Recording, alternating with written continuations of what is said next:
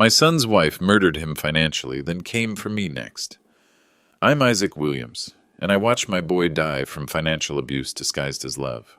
Orson Williams, 28 years old, Purple Heart recipient, dead by suicide in his garage because the woman he trusted most stole everything he had. Eira Miller thought she was done destroying my family. $1.3 million in life insurance, Orson's lake house inheritance, his veteran benefits. All hers now. 3 months after the funeral, she started hunting me. Pressure to sign papers, threats about taxes I couldn't afford, sweet manipulation hiding pure greed. You can't manage all this alone, Isaac. But Eira picked the wrong target. See, I spent 23 years hunting financial predators for the federal government. Every conversation with her was evidence. Every threat was building her prison sentence. She thought she was manipulating a broken father. She was actually confessing to a federal investigator. This is the story of perfect revenge. If you want to watch a predator get destroyed by her own greed, smash that subscribe button and drop your location below. Because Eira Miller was about to meet justice. March 15th, 2024, 11:47 p.m. That's when my son Orson put a gun to his head in his garage. I got the call at midnight. State Police, matter-of-fact voice. Mr. Williams, we need you to come identify a body. 28 years old, Purple Heart recipient, 3 tours in Afghanistan. My boy survived Taliban roadside bombs but couldn't survive what Eira was doing to him at home. The funeral was March 22nd. I stood there watching them lower my only child into the ground while Eira played the grieving widow. Black dress, designer sunglasses, crocodile tears. She even had the nerve to accept condolences, like she wasn't the reason Orson was dead. But I knew better. See, Orson had called me 2 weeks before he died. 3 in the morning, drunk, crying. Dad, she's stealing everything, the bank accounts, my disability checks. She changed the passwords on everything. I should have driven over there, should have made him come home. Instead, I told him to sleep it off, talk to her in the morning. That was my last conversation with my son. The guilt was eating me alive. Eira knew it too. She'd catch me staring at Orson's photo and shake her head like I was pathetic. Isaac, you need to accept reality. Orson's gone. We have to think about the living now. The living. That meant her.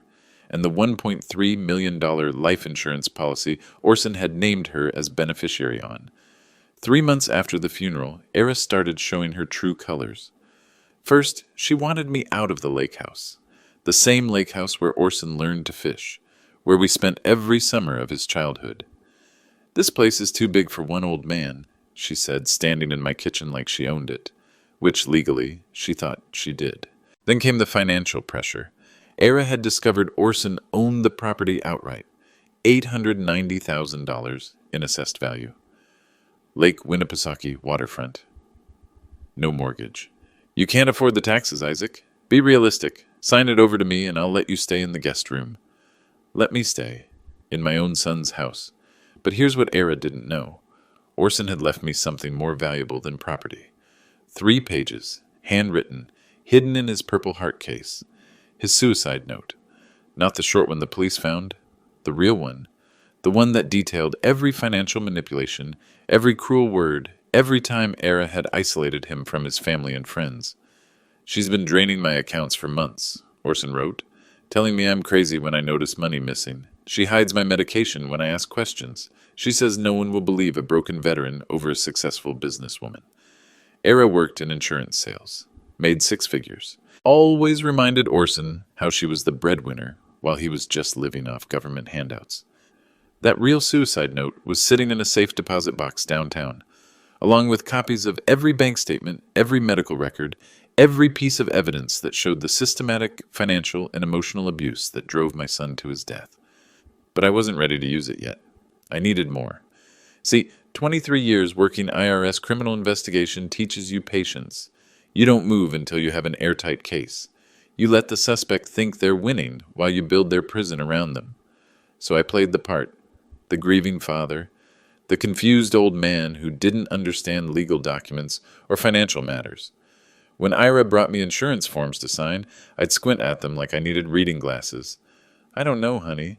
This looks complicated. Maybe I should have a lawyer look at it. Isaac, lawyers are expensive. This is just paperwork.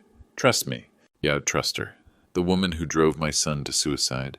But I signed what she wanted me to sign. The small stuff, the stuff that didn't matter. Because every signature was evidence of her pattern of financial manipulation. And while Eira thought she was manipulating a helpless old man, I was documenting everything. Bank surveillance video of her coercing me into withdrawals. Hidden audio recordings of her threats. Phone records showing her blocking my calls to Orson before his death. The hardest part wasn't pretending to be weak. It was pretending I didn't know what she'd done to Orson. Every time she mentioned my son, she'd twist the knife a little deeper.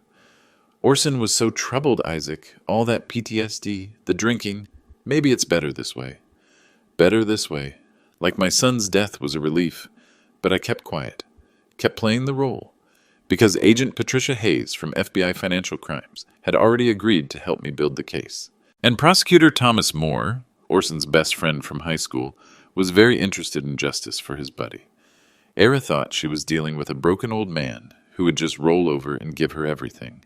She had no idea she was dealing with a federal investigator who'd spent 8 months building her destruction, one piece of evidence at a time. And the wire I was wearing during our conversations? That was just the beginning. By June, Eira's patience was wearing thin. The insurance company was asking questions about the policy. Orson's military benefits required additional paperwork, and I was moving too slowly for her liking. She started visiting more often, always with new documents that needed my signature. Isaac, you're making this harder than it needs to be. Orson would want his family taken care of. His family. That's how she saw herself. Not the woman who stole his disability checks and hid his antidepressants. The lake house was worth $890,000, but it represented something priceless to me. Every summer memory with Orson, teaching him to cast a line off the dock, reading bedtime stories in the cabin's back bedroom, watching him carve his initials in the old oak tree when he was 12. If I signed that property over to Eira, I'd lose more than a house. I'd lose the last physical connection to my son. But Eira had leverage, and she knew it. You know, Isaac, I've been thinking about Orson's military funeral. All those honors they gave him. Purple Heart ceremony. Would be a shame if people knew the truth about his mental state at the end.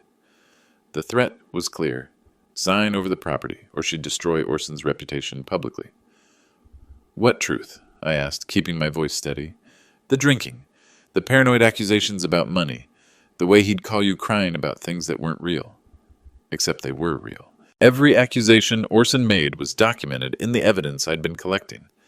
Eira pulled out her phone and started scrolling through photos. Look at this, she said, showing me a picture of Orson passed out on their couch. And this. Another photo of him disheveled, apparently intoxicated. She'd been documenting his decline, creating her own narrative. I have dozens of these, Isaac. Videos, too. Orson ranting about conspiracy theories, about money being stolen, about me supposedly hiding his pills. Supposedly. Like the medication tampering wasn't documented in his medical records. The VA might be interested to know their Purple Heart recipient was actually an unstable alcoholic making false accusations against his wife. That's when I realized Eira wasn't just stealing money. She was stealing Orson's legacy. But what she didn't know was that I had my own documentation. Bank records showing her unauthorized withdrawals. Pharmacy records proving she picked up Orson's prescriptions and never gave them to him. Text messages from Orson to his friends describing exactly what she was doing. Eira leaned back in the kitchen chair, satisfied with my silence. So here's what's going to happen, Isaac. You're going to sign the property deed transfer. You're going to assign me power of attorney over your finances, and you're going to do it quietly. And if I don't? Then Orson's memory gets destroyed publicly. Social media posts about his drinking, photos of him at his worst, stories about how he made false accusations against his loving wife. She paused, letting that sink in. Plus, I'll contest the inheritance. Claim you're mentally incompetent due to grief. Have you declared unfit to manage your own affairs? Eira had done her homework. She knew exactly where to apply pressure. Your choice, Isaac. Sign the papers and keep Orson's reputation intact, or fight me and watch me destroy everything good people remember about your son. I sat there looking at this woman who'd systematically destroyed my child, now threatening to destroy his memory too. But what Eira didn't understand was that I'd been in situations like this before. 23 years investigating financial predators. I knew how they operated. They always overplayed their hand. I need time to think about it, I said. You have until Orson's birthday, November 15th. We'll settle this at his memorial service. Orson's birthday. The same day I'd planned to arrest her. That seems appropriate, I said. Eira smiled, thinking she'd won. She had no idea what was coming. September brought the first real confrontation. Eira arrived at the lake house with an attitude I hadn't seen before. Isaac, we need to talk. She walked into my kitchen without being invited, dropped a manila folder on the table, and crossed her arms. I've been patient with you, but my patience is running out. What's this about, Eira? Power of attorney documents. I need them signed today. I picked up the papers and pretended to read them slowly. Power of attorney would give Eira control over my bank accounts, my veterans' benefits, everything. This is a big decision. I should probably what? Talk to a lawyer? Isaac, you can't afford a lawyer. Actually, I could. My federal pension was $4,200 a month. But Eira assumed I was financially struggling. Orson would want me to take care of you, she continued. But I can't do that if you won't let me. Take care of me how? Well, for starters, this house is too much for you to handle. The maintenance, the taxes, the upkeep? She was right about the taxes, $16,000 a year. But I'd been paying them without issue. I've been managing fine. Have you? When's the last time you painted the deck? Fixed that loose railing? Isaac, you're 70 years old. 59. Whatever. You're too old to maintain waterfront property. Sign this over to me and I'll handle everything. Eira opened the folder and spread out more documents. Property deed transfer, bank account authorization, medical power of attorney. Just sign here, here, and here, then you won't have to worry about any of this anymore. What happens to me? You can stay in the guest room. I'll take care of the bills, the groceries, everything. Stay in the guest room of my own son's house. I don't think Orson would want... Don't. Eira's voice turned cold. Don't tell me what Orson would want. Orson was sick, Isaac. Really sick. He had PTSD, but he was paranoid, delusional, making wild accusations about money being stolen.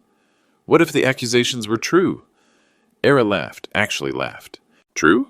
Isaac, I make $96,000 a year selling insurance. Why would I steal from a disabled veteran? Because you could? Because he trusted you.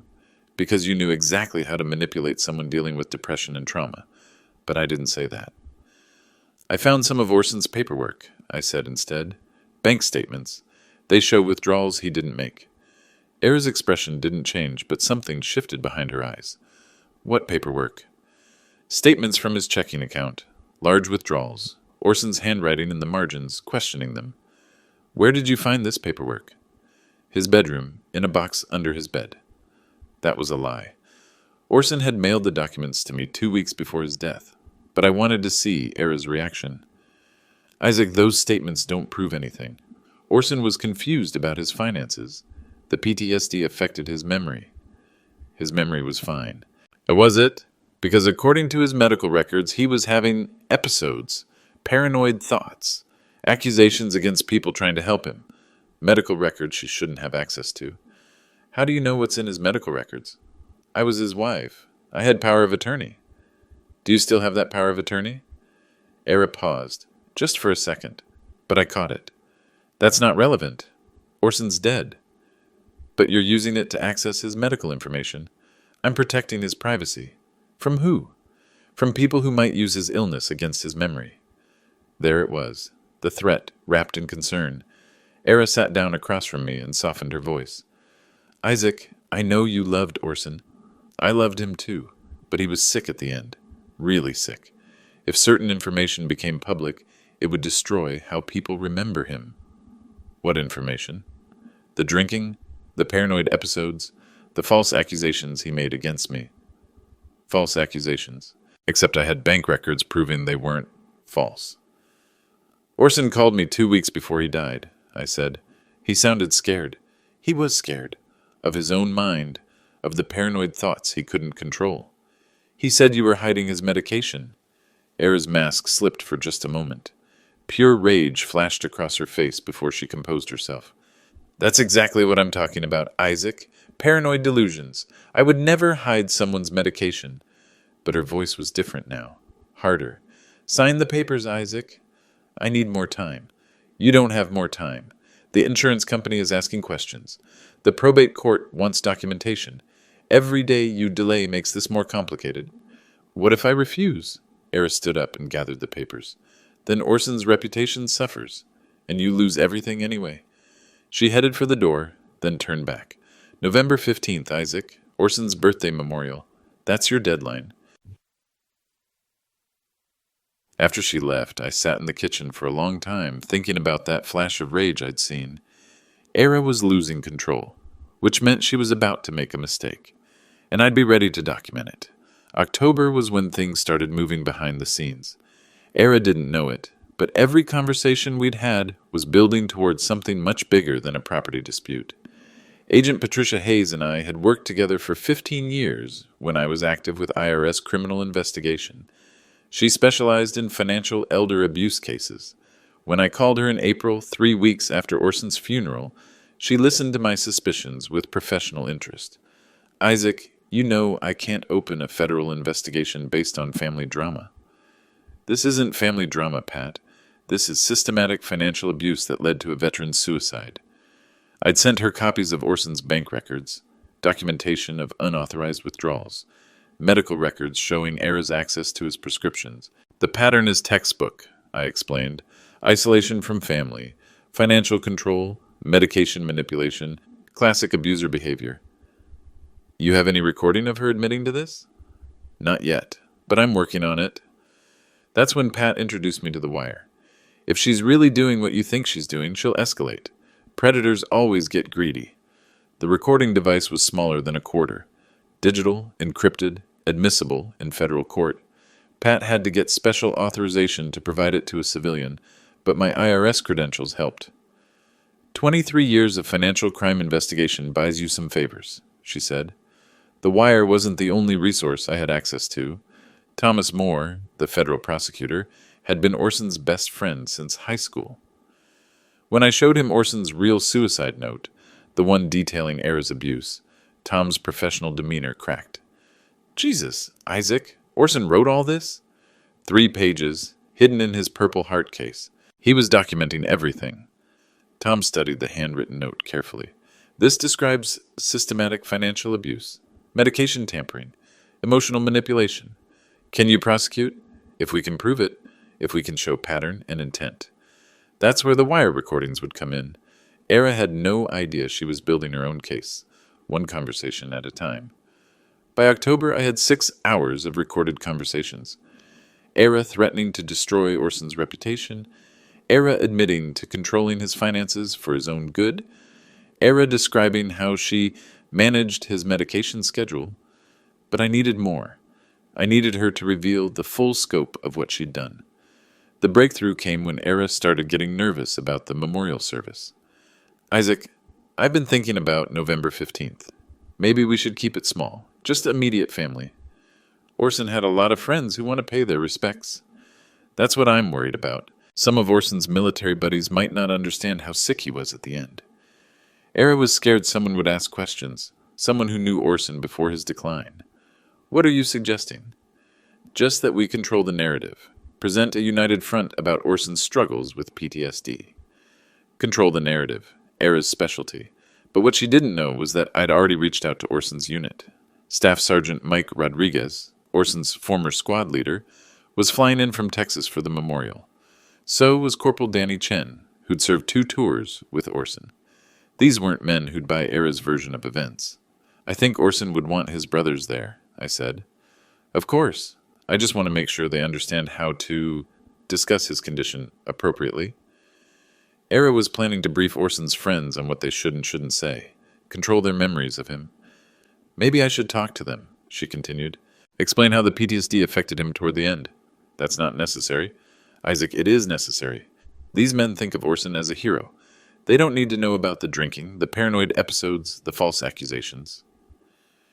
Every time Eira mentioned false accusations, I thought about the evidence in my safe deposit box. Bank statements proving the accusations were true, medical records showing her access to his prescriptions, phone records documenting her blocking his calls to me. I've scheduled a meeting with them before the memorial, Eira said, just to make sure we're all on the same page. A meeting to coordinate their stories, to make sure nobody contradicted her narrative. Eira was getting desperate, which meant she was about to make the mistake I'd been waiting for. November 15th, she said. After the memorial, you and I are settling this property situation once and for all. At the memorial? After. When everyone can see you making the right decision, Eira wanted witnesses to my surrender. She wanted people to see the broken old man signing away his son's legacy. She had no idea those same witnesses would see her federal arrest instead. November 15th, 2024. Orson's 36th birthday. The day that would have been a celebration became the day Eira Miller destroyed herself in front of 23 witnesses. The memorial service was held at Riverside Community Center, overlooking Lake Winnipesaukee. Eira had insisted on organizing everything. The flowers, the catering, the guest list. She wanted control over every detail. What she didn't control was who actually showed up. Staff Sergeant Mike Rodriguez arrived from Texas, still carrying himself like the soldier he'd always been. Corporal Danny Chen flew in from California. Technical Sergeant Lisa Williams came down from Maine. These were Orson's brothers and sisters in arms, people who'd known him at his strongest. But there were other faces in the crowd Eira didn't recognize. Dr. Sarah Wilson, the psychiatrist who'd treated Orson before his death. Agent Patricia Hayes, dressed as a mourner. Federal Prosecutor Thomas Moore, introduced as an old family friend. Eira had prepared remarks about Orson's struggle with mental illness and his tragic decline. She wanted to establish the narrative early before anyone could contradict her version of events. Orson was a hero, she began, standing at the podium. But he came home from war damaged. The PTSD, the drinking, the paranoid episodes, it was heartbreaking to watch. I watched the faces of Orson's military friends. Rodriguez looked confused. Chen was frowning. These men knew Orson's struggles, but they also knew his character. Toward the end, Eira continued, Orson became suspicious of everyone trying to help him. He made wild accusations about money being stolen, medication being hidden. It was the illness talking, not the man we loved. That's when Rodriguez stood up. Ma'am, with respect, that doesn't sound like the Orson Williams I knew. Eira faltered. I'm sorry? Orson was sharp, detail-oriented. If he said money was missing, he'd have documentation. The PTSD affected his judgment. The PTSD affected his sleep and his nerves. It didn't make him stupid. Other veterans were nodding. Eira's carefully constructed narrative was falling apart. Perhaps we should focus on celebrating Orson's life, she said, trying to regain control. But Chen was standing now, too. Ma'am, Orson called me 3 weeks before he died. He sounded scared, but he wasn't delusional. He was tracking financial irregularities, bank account access, missing medication. Eira's face was reddening. Those were paranoid. Were they? Dr. Wilson spoke from the back of the room. Because the medical records show prescription pickups that don't match the dispensing schedule. Eira spun around. Who are you? Dr. Sarah Wilson. I was Orson's psychiatrist. The prescription records are quite clear about unauthorized access. Eira's mask was completely off now. Pure rage replaced the grieving widow act. This is inappropriate. This is my husband's memorial service. Actually, I said, standing up, this is my son's memorial service, and I think it's time people knew the truth. I walked to the podium, Eira backing away like I was carrying a disease. My son Orson didn't die from PTSD. He died from systematic financial and emotional abuse. The room went silent. For 18 months, Eira Miller drained his bank accounts, controlled his medication, and isolated him from his family. When Orson started documenting the abuse, she threatened to destroy his military reputation. Eira was backing toward the exit. Isaac, you're having another episode. Am I? I reached into my jacket and pulled out a manila folder. Because I have bank records showing $47,000 in unauthorized withdrawals from Orson's accounts. Gasps from the audience. I have pharmacy records showing Eira picking up Orson's antidepressants and never dispensing them. Eira was almost to the door. And I have Orson's real suicide note. 3 pages detailing every piece of abuse, every threat, every manipulation. He was delusional, Eira screamed. You can't prove any of this. That's when I pulled out the recording device. Actually, Eira, I can. See, for the past 8 months, you've been confessing to federal crimes. Every conversation, every threat, every admission of financial abuse. I press play. Eira's voice filled the room. I make $96,000 a year. Why would I steal from a disabled veteran? Then my voice. What if the accusations were true? Eira's laugh. True? Isaac, those statements don't prove anything. Orson was confused about his finances. The room was dead silent except for the recording. My voice. How do you know what's in his medical records? Eira's voice. I was his wife. I had power of attorney. I stopped the playback and looked at Eira, who was frozen by the door. Power of attorney you used to access his medical records after his death. Power of attorney you used to control his medication while he was alive. Eira's face had gone white. 8 months of recordings, Eira. 8 months of you confessing to elder abuse, financial manipulation, and contributing to the death of a disabled veteran. Agent Hayes was moving toward the exit, blocking Eira's escape route. Prosecutor Moore was standing, his badge now visible. But here's the part you really won't like, I continued. See, I'm not just a grieving father. I'm Isaac Williams, 23-year veteran of IRS Criminal Investigation Division. And Agent Patricia Hayes here isn't just a mourner. She's FBI financial crimes. Eira looked around the room, finally understanding the trap she'd walked into. You thought you were manipulating a broken old man, but you were confessing to a federal investigator. Eira made a run for the door, but Agent Hayes was already there. Eira Miller, you're under arrest for financial elder abuse, insurance fraud, and conspiracy to commit federal crimes. The handcuffs clicked in the sudden silence. As they read Eira her rights, I looked around at the 23 witnesses who'd expected a memorial service and got justice instead. Orson's military brothers were smiling. Dr. Wilson was nodding with satisfaction. And somewhere, I hoped my son was finally at peace. The room stayed silent for a long moment after the handcuffs clicked.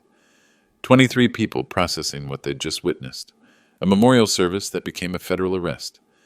Eira stood there, wrists cuffed behind her back, staring at me like she was seeing a ghost. You're not just some grieving father, she whispered. No, Eira, I'm not. I walked closer, the recording device still in my hand. 23 years with IRS Criminal Investigation Division, specialized in financial elder abuse cases. I've put dozens of people like you in federal prison. Eira's legs seemed to give out. Agent Hayes caught her arm, keeping her upright. The wire you're looking at? I held up the device. FBI issued. Digital encryption. Admissible in federal court. Everything you've said to me for the past 8 months is evidence. I pressed play again, letting more of Eira's own words condemn her. Her voice from September. Orson was making wild accusations about money being stolen. My voice. What if the accusations were true? Her voice. True? Isaac, I make $96,000 a year selling insurance. Why would I steal from a disabled veteran? I stopped the playback and looked directly at her. Because you could, Eira. Because Orson trusted you. Because you knew exactly how to manipulate someone dealing with depression and trauma. Eira's face was cycling through emotions. Shock, rage, fear, desperation. You can't use those recordings. I didn't consent. Actually, Prosecutor Moore stepped forward, badge visible. You did consent. Every time you continued a conversation knowing it was being recorded, you provided implied consent under federal law. Eira's eyes darted around the room, looking for allies, for escape routes, for anyone who might help her. She found none. Rodriguez, Orson's former squad leader, was shaking his head in disgust. Chen looked like he wanted to add his own charges. Dr. Wilson was taking notes, probably for her testimony. The beautiful thing about federal wire recordings, I continued, is they capture not just words, but intent. Not just what you said, but how you said it. I pressed play again. Eira's voice from October. Isaac, I've been thinking about November 15th. Maybe we should keep it small, just immediate family. My voice. Orson had a lot of friends who want to pay their respects. Her voice. That's what I'm worried about. Some of Orson's military buddies might not understand how sick he was at the end. Eira's current voice. Desperate. I was protecting his reputation. Were you? I pulled out a separate folder. Because according to these bank records, you withdrew $47,000 from Orson's accounts between January 2023 and March 2024. I spread the statements on the nearest table. Eira's signatures were clearly visible on withdrawal slips. Orson's disability payments, $1,800 monthly, his combat pay savings, $32,000, his deployment bonus, $15,000. Each number hit Eira like a physical blow.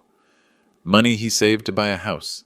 Money he earned bleeding for his country. Money you stole while telling him he was paranoid. Agent Hayes spoke for the first time since the arrest. Eira Miller, you have the right to remain silent. Anything you say can and will be used against you in a court of law. But Eira wasn't staying silent. He was mentally ill. He was drinking. He was making false accusations. False accusations? I pulled out another document. This is Orson's medical record, his prescription log. Sertraline, 50 milligrams daily for depression. Prescribed monthly. But look at the pickup dates. I pointed to the pharmacy timestamps. January 5th, picked up by Eira Miller. January 31st, picked up by Eira Miller. February 28th, picked up by Eira Miller. Eira was breathing heavily now. But look at Orson's medical appointments. January 10th, he tells Dr. Wilson his medication isn't working. February 15th, he reports feeling worse. March 1st, he says he thinks someone is tampering with his pills. Doctor. Wilson nodded from the back of the room. I documented his concerns about medication access. You were picking up his antidepressants and never giving them to him, I said. You were deliberately worsening his depression while stealing his money. Eira's voice cracked. I was trying to help him. Help him? I pressed play one more time. Eira's voice from our last recorded conversation. Sign the papers, Isaac, or Orson's reputation gets destroyed publicly. Social media posts about his drinking. Photos of him at his worst. Her voice continued on the recording. Plus, I'll contest the inheritance. Claim you're mentally incompetent due to grief. The current Eira tried to interrupt her own recorded words, but the playback continued. Your choice, Isaac. Sign the papers and keep Orson's reputation intact, or fight me and watch me destroy everything good people remember about your son. I stopped the recording and looked at her. That's not helping, Eira. That's extortion. That's elder abuse. That's using my grief as a weapon. Prosecutor Moore was writing rapidly in a notebook. Eira Miller, he announced formally, you're being charged with financial elder abuse under Federal Statute 18 U.S.C. 1341, wire fraud under 18 U.S.C. 1343, conspiracy to commit insurance fraud under 18 U.S.C. 1347. Each charge landed like a hammer blow. But that's not all, I said, pulling out the final document. This is Orson's real suicide note, 3 pages, hidden in his Purple Heart case, detailing 18 months of systematic abuse. I read aloud. She tells me I'm crazy when I notice money missing. She hides my medication when I ask questions. She says no one will believe a broken veteran over a successful businesswoman. Eira was sobbing now, but I wasn't finished. I've been documenting everything, bank statements, pharmacy records, text messages. If something happens to me, I want people to know the truth about what she did. But the room was absolutely silent except for Eira's crying. Orson knew what you were doing to him, I said. He documented it. He prepared for the possibility that you'd kill him. I didn't kill him. You drove him to suicide. You stole his money, withheld his medication, isolated him from his family, and threatened to destroy his reputation. You murdered my son's will to live. Agent Hayes was guiding Eira toward the exit. The federal sentencing guidelines for your crimes, Prosecutor Moore announced, carry a maximum penalty of 15 years in prison. Eira looked back at me one last time. Isaac, please. We're family. No, Eira, we never were family. You were a predator who saw a vulnerable veteran and decided to destroy him for profit. I held up the wire one final time. 8 months of evidence. $47,000 in theft, 1 dead veteran, and a father who spent his career putting people like you in cages. What? As Agent Hayes led Eira out in handcuffs, I looked around at the witnesses to this justice. Orson's military brothers, his doctors, his friends, people who would remember not just how he died, but how he'd been avenged. The wire had done its job. Eira Miller was going to federal prison, and my son could finally rest in peace. The arrest was just the beginning. Within hours, Eira Miller's carefully constructed life began collapsing like a house of cards. Agent Hayes had coordinated with local law enforcement before the memorial service. They'd been waiting outside with federal warrants for Eira's house, her car, and her financial records. By 6 p.m. that evening, FBI forensic accountants were examining Eira's computer, her insurance sales records, her personal bank accounts. What they found was worse than I'd imagined. Eira hadn't just stolen from Orson. She'd been running a systematic elder abuse operation for years. Agent Hayes called me that night with the preliminary findings. Isaac, we found evidence of at least 6 other victims. Elderly clients from her insurance company. Same pattern every time. How much money? Preliminary estimate, $230,000 across all victims. $230,000. Eira had turned elder abuse into a profitable business model. She targets vulnerable seniors buying life insurance policies, Agent Hayes continued. Gains their trust, offers to help with paperwork, then gradually takes control of their finances. The next morning, local news stations were covering the story. Insurance agent arrested for elder abuse at Veterans Memorial. Eira's mugshot was on every channel. Her employer, Mountain View Insurance, issued a statement within 12 hours. We are cooperating fully with federal authorities and have terminated Ms. Miller's employment effective immediately. But the real satisfaction came 3 days later when Prosecutor Moore called with an update. Isaac, Eira's asking for a plea deal. What kind of deal? She wants to plead guilty to the financial crimes in exchange for dropping the conspiracy charges related to Orson's death. I didn't hesitate. No deal. You sure? A plea agreement would guarantee prison time without the risk of trial. Tom, that woman systematically destroyed my son for 18 months. She drove him to suicide, then tried to steal his legacy. I want a jury to hear every detail of what she did. Understood. We go to trial.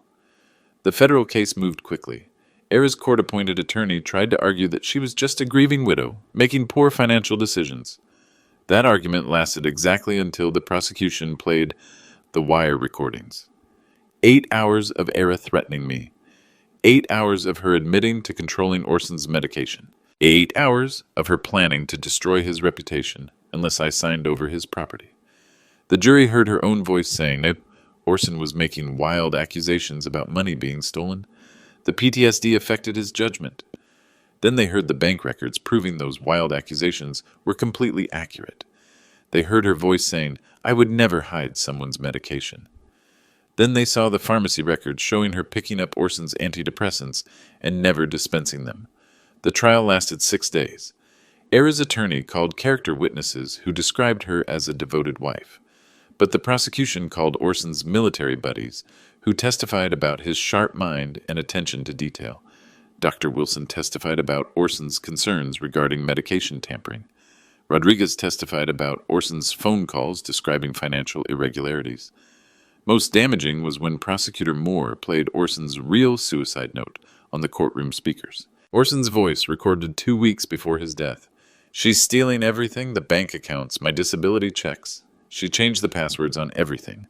When I confront her, she tells me I'm crazy. She hides my pills when I ask too many questions. The jury deliberated for 47 minutes. Guilty on all counts. Federal financial elder abuse. Guilty. Wire fraud. Guilty. Conspiracy to commit insurance fraud. Guilty. Tampering with prescription medications. Guilty. The judge scheduled sentencing for December 15th, exactly 1 month after Eira's arrest. That morning, I sat in the federal courthouse watching Eira Miller learn the price of destroying my son. Ms. Miller, Judge Robert Harrison began, your crimes represent a systematic pattern of predatory behavior targeting vulnerable individuals. Eira stood between her attorneys, wearing an orange jumpsuit. No more designer clothes. No more crocodile tears. You targeted a combat veteran suffering from PTSD. You stole his money, controlled his medication, and isolated him from his family. When he began documenting your abuse, you threatened to destroy his reputation. The judge paused, looking directly at Eira. The victim impact statements describe a young man who served 3 tours in Afghanistan, earned a Purple Heart defending his country, then came home to be systematically destroyed by someone he trusted. I'd submitted a victim impact statement, but I'd also asked to speak directly to the court. Your Honor, may I address the defendant? You may. I stood and looked at Eira for the first time since her arrest. Eira, you didn't just steal money. You stole my son's will to live. You took a hero who survived Taliban roadside bombs and convinced him he was worthless. Eira was staring at the floor. But you made one crucial mistake. You underestimated a father's love. You thought grief would make me weak. Instead, it made me patient, methodical, determined to get justice for my boy. I pulled out the wire recording device one last time. 8 months of evidence. 8 months of you confessing to federal crimes. 8 months of building the case that put you here. Eira finally looked up, tears streaming down her face. "I'm sorry," she whispered. "You're not sorry you did it, Eira. You're sorry you got caught." Judge Harrison resumed sentencing. The court sentences Eira Miller to 12 years in federal prison, followed by 3 years supervised probation. 12 years. Eira would be 46 when she got out. Additionally, the court orders full restitution of $230,000 to be distributed among all victims. The gavel came down with finality. As federal marshals led Eira away, I felt something I hadn't experienced since Orson's death. Peace. Justice had been served. My son had been avenged. The predator was in a cage where she belonged. Agent Hayes found me in the courthouse hallway afterward. "Isaac, I've worked elder abuse cases for 15 years. I've never seen a more thorough investigation by a civilian. 23 years of training pays off. What will you do now?" I thought about that question. The lake house felt different now. Not haunted by grief, but peaceful with closure. "I think I'll start a foundation. Orson's name. Help other veterans' families recognize financial abuse before it's too late." He'd like that. Yeah, I think he would. 6 months after Eira's sentencing, the ripple effects were still spreading through multiple lives and institutions. Mountain View Insurance faced federal investigation for their hiring practices. How had they failed to detect Eira's criminal behavior for 3 years? Internal emails revealed warning signs that had been ignored, client complaints about missing funds, unusual patterns in policy beneficiary changes, red flags that should have triggered investigation but were dismissed as customer confusion. The company's stock price dropped 38%. They settled a class action lawsuit for $4.2 million to Eira's victims. 3 executives resigned in disgrace. But the most significant consequence was legislative. Senator Margaret Thompson introduced the Orson Williams Veterans Financial Protection Act in Congress. The bill would require mandatory background checks for anyone handling veteran benefits and create federal reporting requirements for suspected financial abuse. Isaac Williams turned his personal tragedy into a systematic investigation that exposed predatory patterns affecting hundreds of veterans, Senator Thompson announced. This legislation ensures other families won't suffer the same injustice. The bill passed unanimously.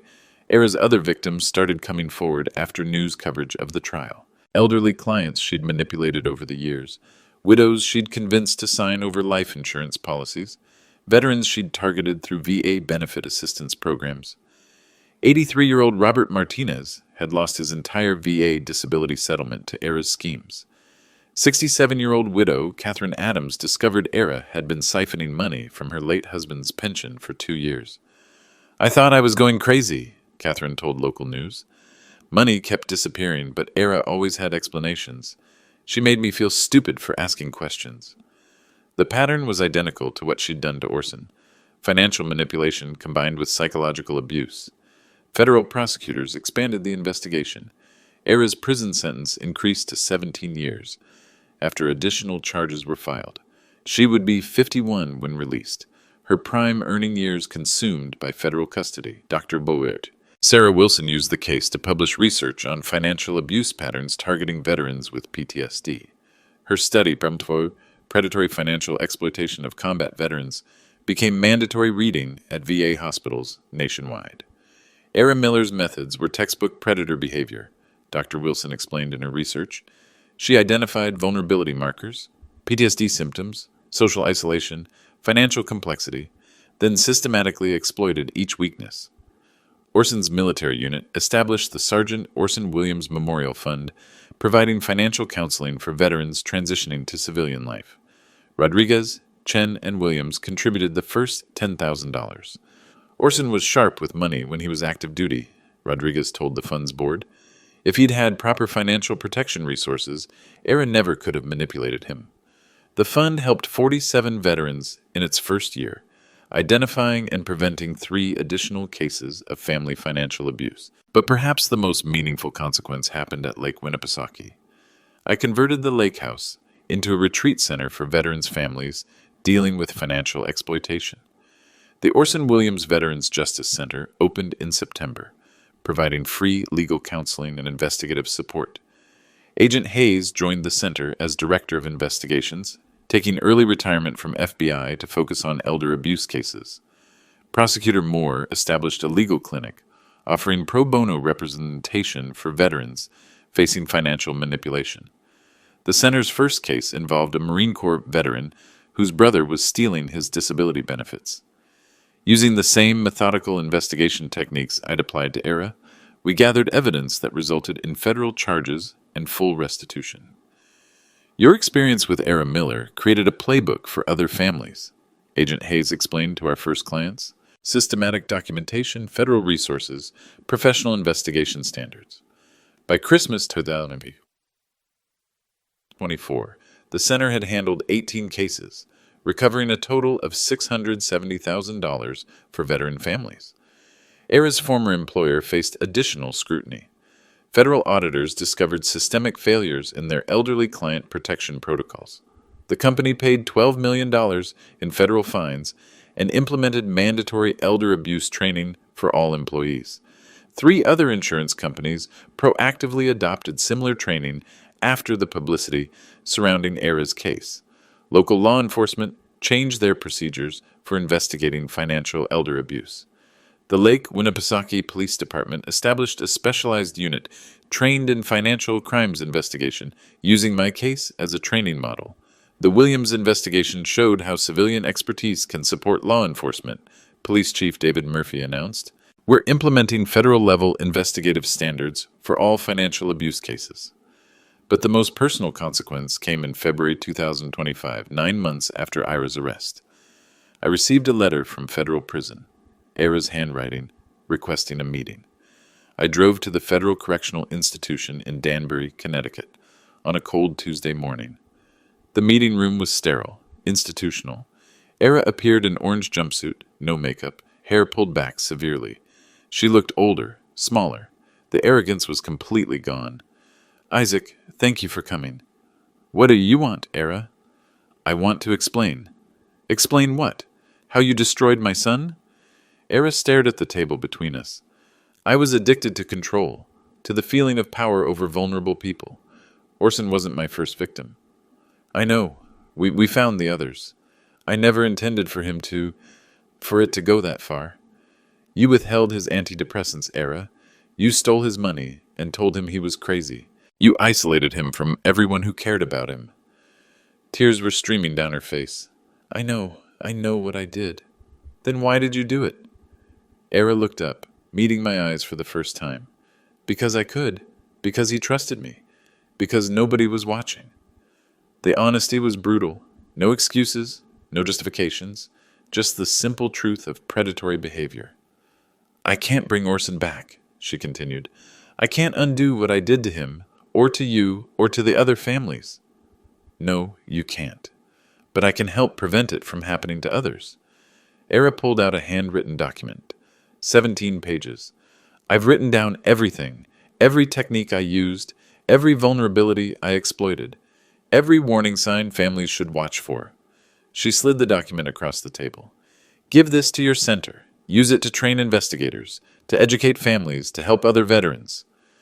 I picked up the pages and scanned the first few paragraphs. Eira had documented her predatory methods in clinical detail. "Why are you doing this?" "Because sitting in a cell for 12 hours a day gives you time to think about the lives you destroyed, about the families you hurt." Eira wiped her eyes with the back of her hand. "I can't make amends to Orson, but maybe I can prevent another Orson from dying." I folded the document and put it in my jacket pocket. "This doesn't change anything between us, Eira." "I know. You still destroyed my son." "I know." I stood to leave, then turned back. "But if this helps save other families, then maybe Orson's death won't be completely meaningless." Eira nodded, unable to speak. As I drove away from the federal prison, I thought about justice versus redemption. Eira would serve 17 years for her crimes, but But her confession might prevent dozens of other tragedies. Orson was still gone. That would never change. But his death had created a system to protect other veterans. His story had become a weapon against financial predators. Maybe that was justice enough. Today, 18 months after Eira's arrest, I wake up in the same lake house where Orson learned to fish. But everything feels different now. The kitchen table where Eira threatened me is now where I review cases for the Veterans Justice Center.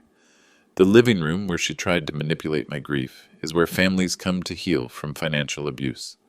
This morning, I'm meeting with Maria Santos, whose daughter has been stealing her veteran husband's disability benefits. The pattern is familiar: financial control, isolation, psychological manipulation, but now we have tools to fight back.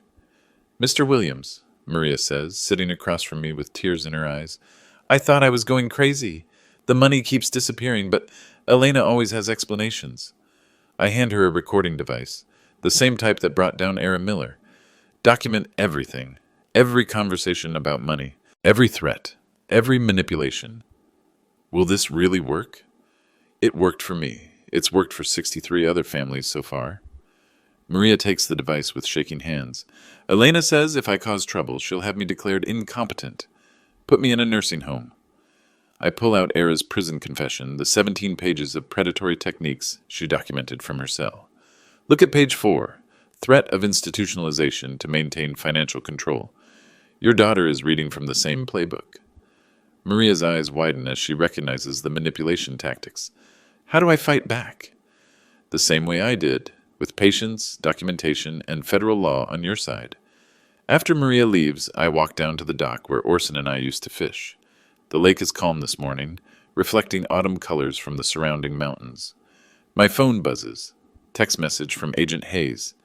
Eira Miller case cited in 3 more federal prosecutions this week. Your investigation methods are becoming the national standard. 3 more predators caught, using the techniques I developed to nail Eira. 3 more families getting justice. I think about the boundaries I've learned to establish since Orson's death. First boundary: grief doesn't mean helplessness. Eira thought my sorrow would make me weak. Instead, it gave me purpose. Second boundary: family isn't blood, it's behavior. Eira called herself family while destroying my son. Orson's military brothers showed more loyalty than his wife ever did. Third boundary: justice isn't revenge, it's prevention. I could have spent my energy hating Eira. Instead, I built a system to protect other families. Fourth boundary: professional skills don't retire when you do. 23 years of federal investigation training didn't disappear when I left IRS. Those skills became weapons against predators. The Orson Williams Veterans Justice Center has handled 87 cases now. We've recovered $1.4 million for veteran families. We've sent 12 financial predators to federal prison. But the most important number is 0. 0 veteran suicides among our clients. When families recognize financial abuse early, when they have support systems in place, when they know how to fight back, nobody dies from despair. Eira Miller sits in a federal cell until 2041. 17 years to think about the lives she destroyed. 17 years for other predators to see what happens when you target the wrong family. My son Orson is buried in Arlington National Cemetery, Section 60, among America's recent war heroes. His headstone reads, Sergeant Orson Williams, Purple Heart. Beloved son, his death brought justice. Every month I visit his grave and update him on the families we've saved, the predators we've caught, the legislation that bears his name. 67 families protected this year, Orson. 12 predators in prison. Your legacy is growing. Though sometimes I imagine Orson's response, "Good job, Dad, keep fighting." That's exactly what I intend to do. If you're watching this because someone in your family is facing financial abuse, remember 3 things. You're not crazy. The manipulation's real. Document everything. Evidence wins cases. You're not alone. There are people trained to help you fight back. Subscribe to this channel if this story helped you. Leave a comment telling me where you're watching from and whether financial abuse has touched your family. Because predators count on silence. They count on shame. They count on families suffering alone. But when we share our stories, when we document their crimes, When we fight back with federal law, predators lose and justice wins every single time.